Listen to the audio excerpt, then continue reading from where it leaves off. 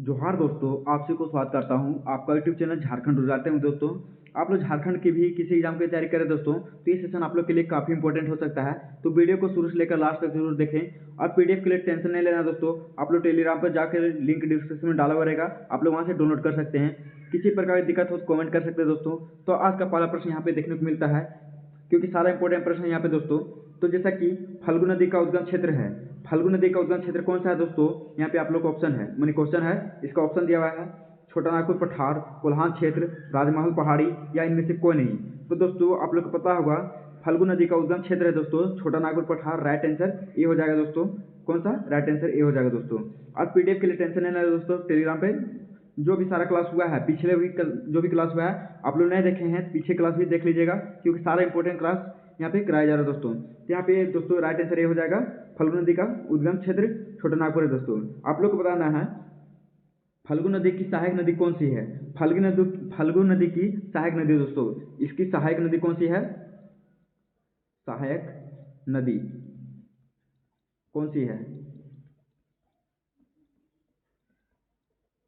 फल्गु नदी की सहायक नदी कौन सी है दोस्तों? इसका राइट आंसर हो जाएगा दोस्तों निरंजना। निरंजना नदी है, निरंजना और एक मोहना दोस्तों, यहाँ पे लिख देता हूँ मोहना नदी, ये दोनों सहायक नदी है दोस्तों। और दोस्तों आप लोग को बताना है फल्गु नदी को एक अन्य उपनाम से भी जाना जाता है दोस्तों। इसका यहाँ पे कलर थोड़ा चेंज कर लेते हैं, क्या है? उपनाम। इसे उपनाम से भी जाना जाता है, उपनाम। इसका उपनाम क्या है दोस्तों? उपनाम क्या है? इसका उपनाम है दोस्तों, क्या है? अंत ललिता, अंत सलीला। इसका उपनाम क्या है दोस्तों? अंत सलीला।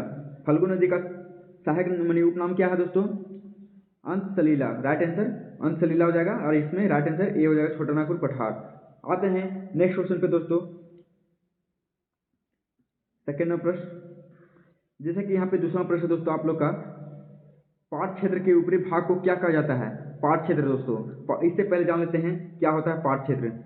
जैसे कि दोस्तों हम लोग का यहाँ पे भूमि हो गया, जैसे कि यह हम लोग का ये भूमि हो गया दोस्तों, यहाँ पे इसके नीचे पानी हो गया दोस्तों, समुद्र तल हो गया, ये हम लोग का समुद्र तल हो गया। क्या हो गया? समुद्र तल, समुद्र तल हो गया दोस्तों। और दोस्तों ये नीचे वाला भाग हो गया और ये ऊपर वाला भाग। तो यहाँ पे वही पूछा है ऊपरी भाग, जो कि ऊपरी भाग है दोस्तों, ये इसको क्या कहा जाता है? ऊपरी भाग को क्या कहा जाता है? तो यहाँ पे दोन कहा जाता है, टाड़ कहा जाता है, टोंगरी कहा जाता है, या डोंगरी कहा जाता है दोस्तों। तो बताइए दोस्तों इसको क्या कहा जाता है? तो टाड़ कहा जाता है दोस्तों। राइट आंसर बी हो जाएगा। जो ऊपरी वाले भाग है इसको टाड़ कहा जाता है। और दोस्तों नीचे वाले भाग को क्या कहा जाता है? नीचे वाले भाग को क्या कहा जाता है? तो दोस्तों इसको क्या कहा जाता है? तो इसको राइट आंसर हो जाएगा दोस्तों दोन कहा जाता है। नीचे वाले भाग को, पाट क्षेत्र के नीचे वाले भाग को दोन कहा जाता है दोस्तों। राइट आंसर यहाँ पे जो ए है वही दोन यहाँ पे होता है नीचे वाले को। और दोस्तों समुद्र तल से औसत ऊंचाई कितनी होती है पाट क्षेत्र की? समुद्र तल से, समुद्र तल से औसत ऊंचाई कितनी होती है पाट क्षेत्र की?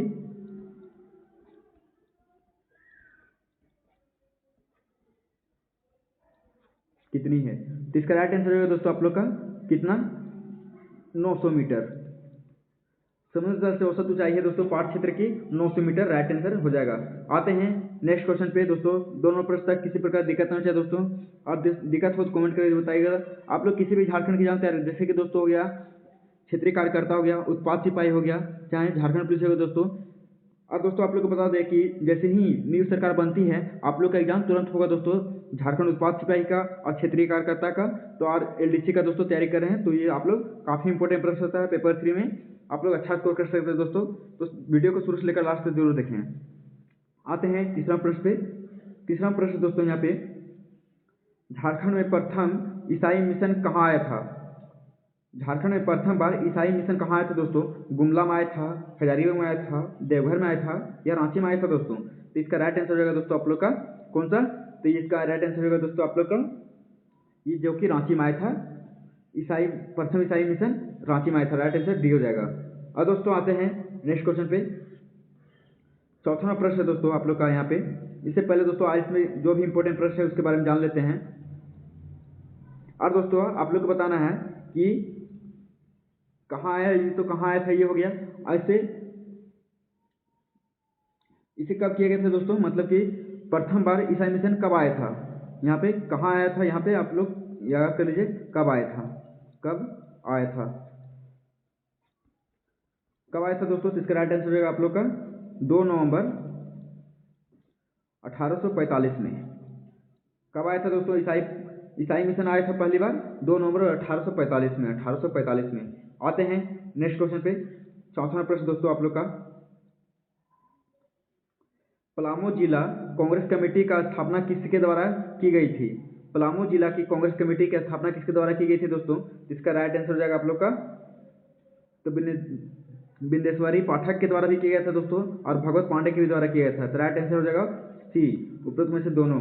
और दोस्तों आप लोग को बताना है पलामू जिला कांग्रेस कमेटी का स्थापना किस वर्ष की गई थी।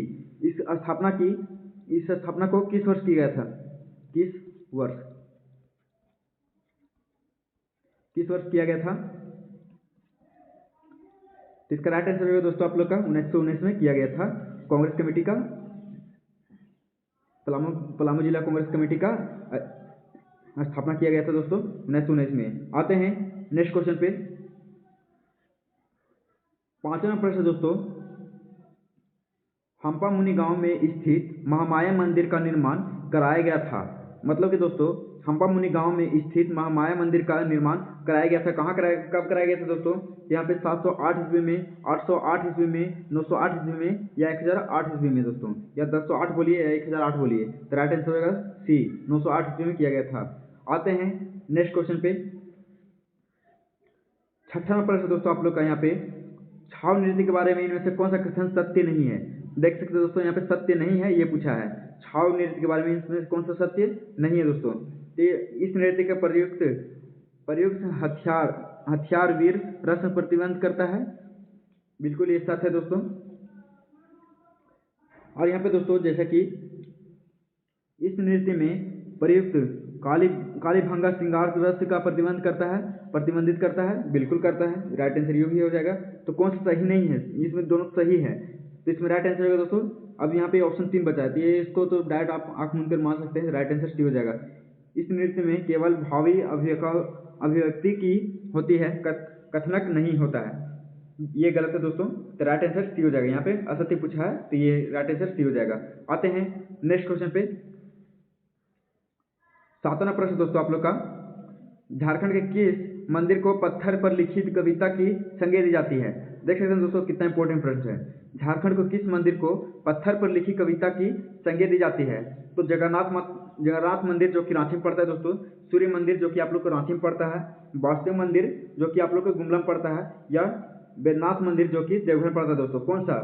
कौन सा मंदिर है दोस्तों जिसे पत्थर पर लिखी कविता की संज्ञा दी जाती है। देख सकते हैं दोस्तों, तो राइट आंसर इसका हो जाएगा बैद्यनाथ मंदिर जो कि आप लोग का देवघर पड़ता है दोस्तों। राइट आंसर डी हो जाएगा। कौन सा, डी।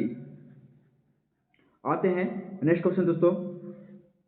और दोस्तों अभी तक आप लोग वीडियो को लाइक नहीं किए दोस्तों और चैनल को सब्सक्राइब नहीं किए तो चैनल को सब्सक्राइब कर लीजिएगा और बेल आइकन भी दबा लीजिएगा, जिससे लेटेस्ट वीडियो का नोटिफिकेशन आप लोग को फट से फट मिलता रहेगा दोस्तों।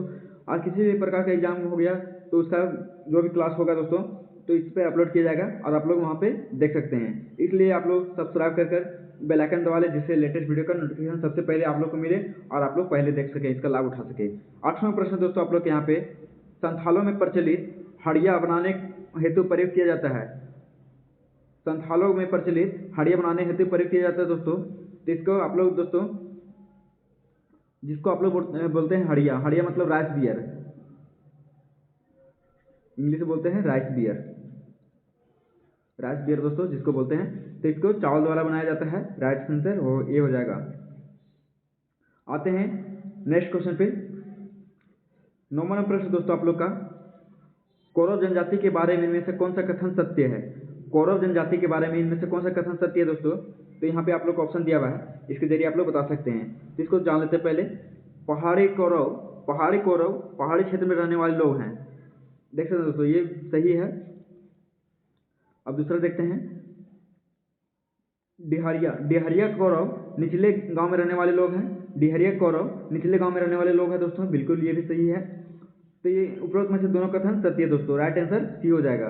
यहाँ पे राइट आंसर सी हो जाएगा, क्योंकि दोनों जब सही है तो उपरोक्त में से दोनों सत्य है। असत्य मत मारेगा, सत्य मारेगा कि ये होता है दोस्तों। कौरव पहाड़ी में, पहाड़ी क्षेत्र में रहने वाले लोग होते हैं दोस्तों, और निचले गांव में रहने वाले भी लोग होते हैं। तो राइट आंसर सी हो जाएगा। आते हैं नेक्स्ट क्वेश्चन पे, आज का 10वां प्रश्न दोस्तों। जैसा कि 10वां प्रश्न दोस्तों आप लोग का यहाँ पे, झारखंड राज्य में निर्यात नीति में 2019 तक देश के कुल निर्यात में झारखंड का हिस्सेदारी तक, यहाँ पे खाली स्थान है दोस्तों, तक लाने का लक्ष्य रखा गया है। मतलब कि दोस्तों जो निर्यात इंपोर्ट होता है उसको 2019 तक देश के कुल निर्यात के झारखंड में हिस्सेदारी का तक कितना लक्ष्य प्राप्त करना है दोस्तों। तो यहाँ पे 1%, 2%, 5%, 10%। तो आप लोग पता हो दोस्तों 2019 के तहत इसको 2% करने की लक्ष्य किया गया था। तो राइट आंसर बी हो जाएगा। आते हैं 11वां प्रश्न पे दोस्तों। 11वां प्रश्न क्या है इसके बारे में जानते हैं। तो जैसे कि भारत छोड़ो आंदोलन के दौरान जयप्रकाश नारायण झारखंड के किस जेल में अपने साथियों के साथ फरार हो गए थे। मतलब कि दोस्तों भारत छोड़ो आंदोलन चल रहा था, उस दौरान जयप्रकाश नारायण, उस समय जयप्रकाश नारायण झारखंड के किस जेल में कैद थे दोस्तों, और अपने साथियों के साथ फरार हो गए थे। तो यहाँ पे आप लोग को ऑप्शन दिया हुआ है, हजारीबाग का जेल, या दुमका का जेल, पलामू का जेल, रांची का जेल दोस्तों। तक किस जेल में थे जयप्रकाश नारायण और वहां से फरार हो गए थे अपने साथियों के साथ। तो इसका राइट आंसर होगा दोस्तों आप लोग का कौन सा बताइए। हजारीबाग का जेल से फरार हो गए थे। राइट आंसर ए हो जाएगा दोस्तों। आते हैं नेक्स्ट क्वेश्चन पे दोस्तों। और दोस्तों आप लोग को बताना है जयप्रकाश नारायण को कब कैद किया गया था, कब कैद किया गया था, क्योंकि इंपॉर्टेंट प्रश्न दोस्तों किया गया था। ये आप लोग से क्वेश्चन है दोस्तों, यहाँ पे इसका कमेंट कीजिएगा। आते हैं दोस्तों नेक्स्ट क्वेश्चन पे। 12वां प्रश्न दोस्तों आप लोग का यहाँ पे क्या है, झारखंड राज्य में पाई जाने वाली लेटोराइट मिट्टी के बारे में से कौन सा कथन सत्य नहीं है। कौन सा कथन सत्य नहीं दोस्तों, ये आप लोग को बताना है। तो लेटोराइट मिट्टी के बारे में पहले जान लेते हैं दोस्तों। इस मिट्टी में कंकड़ की अधिकता होती है, बिल्कुल होती है दोस्तों। लेटोराइट मिट्टी होती है उसमें कंकड़ अधिक होता है, और उससे चलते उसमें उपजाऊ नहीं हो पाता दोस्तों, कोई फसल उपजाऊ नहीं होता है। ये जान लीजिएगा, ध्यान पे रखिएगा। और उसको दूसरा पॉइंट भी देख लेते हैं। इस मिट्टी का निर्माण मानसूनी जलवायु और आर्द्रता व शुष्कता की में सुस्तमय कर्मगतिक परिवर्तन के परिणाम स्वरूप होता है। मतलब कि दोस्तों जलवायु मतलब आर्द्रता मतलब कि नमी होता है, और शुष्कता मतलब शुष्क होता है दोस्तों, और बहाव के कारण इसमें परिवर्तन होता है और ये मिट्टी ऐसा बन जाता है दोस्तों। तो ये भी सही है। और दोस्तों यह अत्यंत उपजाऊ होता है। आप ही बताइए दोस्तों, अखरोल वाला अगर इसी रहेगा, जमीन रहेगा, वहाँ पे आप लोग फसल कीजिएगा तो वहाँ पे फसल हो पाएगा, ज़्यादा नहीं हो पाएगा दोस्तों। यह अत्यंत उपजाऊ नहीं होता दोस्तों। राइट आंसर यही हो जाएगा सी। हम लोग का आगे जाने का सवाल ही नहीं है। Right answer C. जब हमको पता चल गया तो टाइम का है कब आया। आते हैं नेक्स्ट क्वेश्चन पे। ऐसे में बताने के लिए आप लोग को ऐसे कर रहे हैं दोस्तों। आप लोग फटाफट यहाँ पे जैसे कि इसका ऑप्शन है दोस्तों, कौन सा क्वेश्चन का, निम्न में से कौन सा बाघ झारखंड का प्रचलित ताल वाद्य है दोस्तों। वाद्य मतलब कि वाद्य यंत्र होता है, जैसे कि तबला होता है, मांदर होता है दोस्तों। यहाँ पे मांदर, भुआग, केंद्रा या मांदर भोरी, बताइए दोस्तों। मदन भोरी। तो इसमें राइट आंसर कौन सा हो जाएगा दोस्तों। इसका राइट आंसर ए हो जाएगा, मांदर। Right answer A.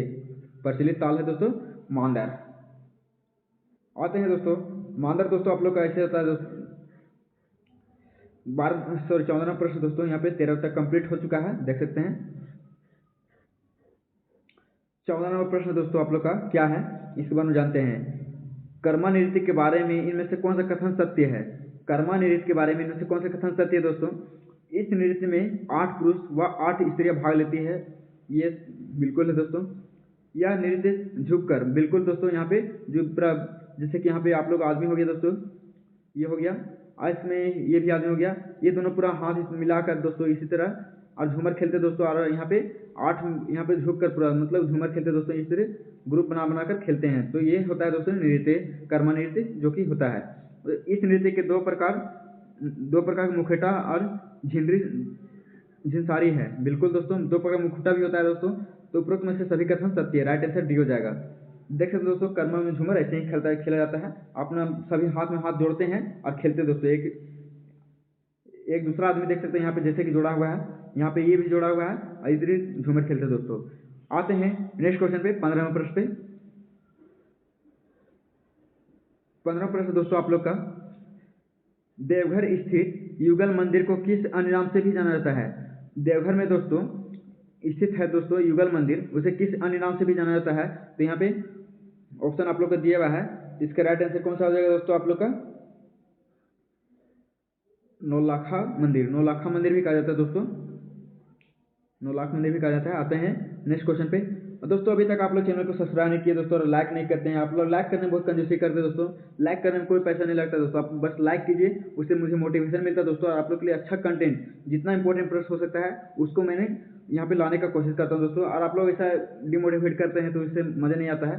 आप लोग दबा कर लाइक कीजिए वीडियो को, ताकि मोटिवेशन मिले दोस्तों और आप लोग के लिए और अच्छा कंटेंट तैयार करके लाएँ। और आप लोग के लिए मैथ्स का भी हो गया और दोस्तों खोटा का भी क्लास इसमें अपलोड करा दूंगा, टेंशन नहीं लेना है। बस आप लोग चैनल को सब्सक्राइब कर लीजिएगा और बेल आइकन दबा लीजिएगा। पीडीएफ के लिए टेंशन नहीं लेना है, उसका लिंक डिस्क्रिप्शन में डाला हुआ है। जितना भी अभी तक 21 बैच क्लास हुआ है दोस्तों, उसका सारा पीडीएफ आप लोग को वहाँ पे मिल जाएगा। आप लोग वहाँ से पीडीएफ सारा डाउनलोड करके क्लास को मजा ले सकते हैं। और लिंक डिस्क्रिप्शन में भी डाला हुआ है दोस्तों, आप लोग वहाँ उसका ऑप्शन दिया हुआ है, वहाँ पे आप लोग को सिर्फ क्वेश्चन मिलेगा और उसका ऑप्शन आप लोग को वीडियो को मिलेगा दोस्तों। और लिंक आप लोग चैनल पे जाइएगा, वहाँ पे सारा वीडियो मिल जाएगा।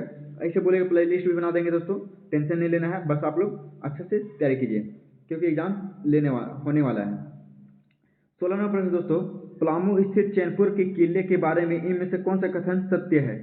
पलामू में स्थित है दोस्तों चैनपुर। पलामू जो कि चैनपुर में पड़ता है दोस्तों, डाल्टनगंज में पड़ता है आप लोग का। चैनपुर के किले के बारे में इनमें से कौन सा कथन सत्य है दोस्तों? इसका निर्माण पूर्णमल के वंशधरों ने कराया था।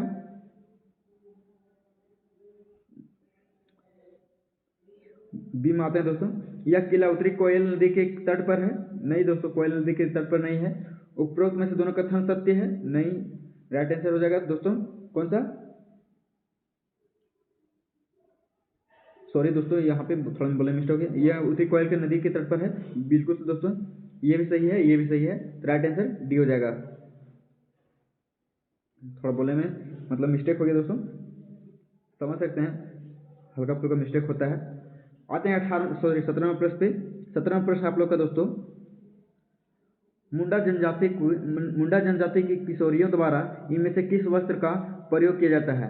मतलब कि दोस्तों मुंडा जनजाति किशोरियों मतलब लड़कियों द्वारा, किशोरियाँ होती हैं, उनके द्वारा इनमें से कौन सा वस्त्र का प्रयोग किया जाता है? तो खड़िया या खटनाही या बरखी या पिछाड़ी, बताइए दोस्तों कौन सा किया जाता है? इसका राइट आंसर होगा दोस्तों खड़िया। राइट आंसर ए हो जाएगा। आते हैं नेक्स्ट क्वेश्चन पे, यहाँ तक किसी प्रकार की दिक्कत नहीं चाहिए। 18वां प्रश्न दोस्तों आप लोग का क्या है? सबर जनजाति में गांव के पुजारी को क्या कहा जाता है? देख सकते हैं दोस्तों, काफी इंपॉर्टेंट प्रश्न आप लोग के लिए आए हैं। सबर जनजाति में गांव को पुजारी को क्या कहा जाता है दोस्तों? क्या कहा जाता है गांव के पुजारी को? तो ओझा कहा जाता है, मती कहा जाता है, या दूहरी कहा जाता है, या नाती कहा जाता है दोस्तों? क्या कहा जाता है? इसका राइट आंसर हो जाएगा दिहोरी कहा जाता है दोस्तों। राइट आंसर सी हो जाएगा। आते हैं नेक्स्ट क्वेश्चन पे।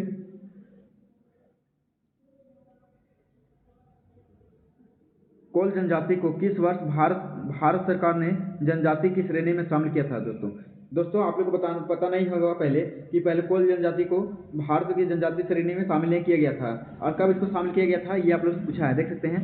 कोल जनजाति को किस वर्ष भारत सरकार ने जनजाति की श्रेणी में शामिल किया था दोस्तों? तो इसका राइट आंसर यहाँ पे आप लोग को क्या होगा? इसको 2000 ईस्वी में या 2003 में किया गया था, या 2007 में किया गया था, या 2012 में किया गया था दोस्तों? कब किया गया था? तो इसका राइट आंसर होगा दोस्तों आप लोग का 2003 में किया गया था। आप लोग को कोल जनजाति को भारत सरकार ने जनजाति श्रेणी में शामिल किया था दोस्तों 2003 में। राइट आंसर बी हो जाएगा। आते हैं नेक्स्ट क्वेश्चन पे। थोड़ा देर गाड़ी चलता रहता है दोस्तों, इस चलते आवाज़ इसमें आ रहा है, कोई दिक्कत नहीं दोस्तों, आप लोग फोकस कीजिए। 20वां प्रश्न दोस्तों आप लोग का यहाँ पे,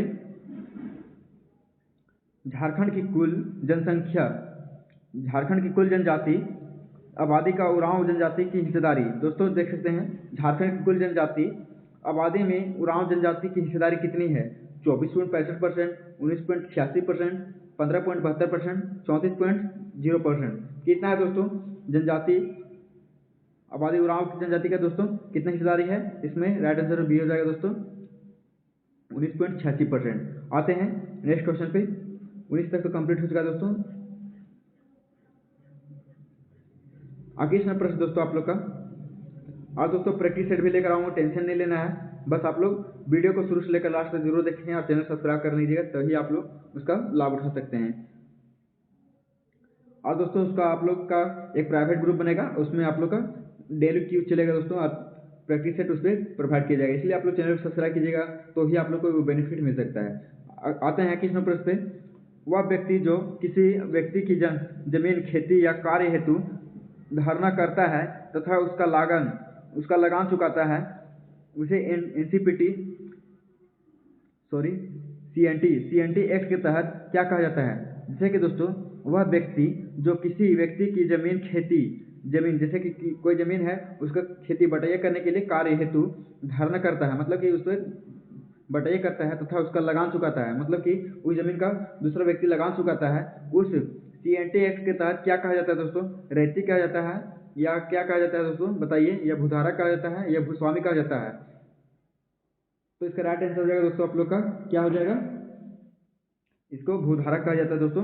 मतलब कि जो अपना कोई जैसे बड़ा आदमी है और गरीब आदमी को दे दिया अपना जमीन, उसमें बटाइए मतलब खेती करने के लिए, और उसका खेती पर फसल हो रहा है तो उसका आधा भाग उसको दे रहा है, आधा भाग अपना ले रहा है, तो उस तरह भूधारक कहा जाता है दोस्तों। इसका जमीन वो धारा हुआ है और उसका जमीन का चुकता करता है, मतलब अगर किसी पर पैसा नहीं है तो वो अपना जमीन को गिरवी रखता है दोस्तों, यही यहाँ पे पूछा है, तो इसे भूधारक कहा जाता है। आते हैं नेक्स्ट क्वेश्चन पे।